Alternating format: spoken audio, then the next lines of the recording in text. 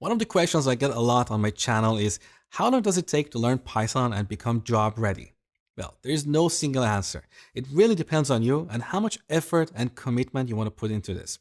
But I would say if you spend 2 hours every day consistently, after about 3 months, you should be able to write basic Python programs. But quite honestly, that doesn't get you a job. In order to get a job, you need to specialize in one area. What do you want to use Python for? Do you want to use it to build web applications or desktop applications? Or do you want to use it in machine learning and artificial intelligence? So whatever you want to do, you need to take additional courses.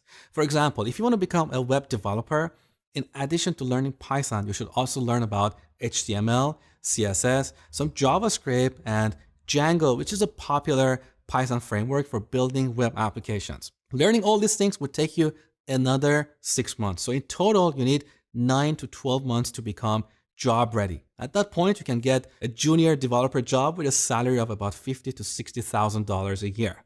If you are, I would encourage you to make a commitment and spend 2 hours every day practicing Python.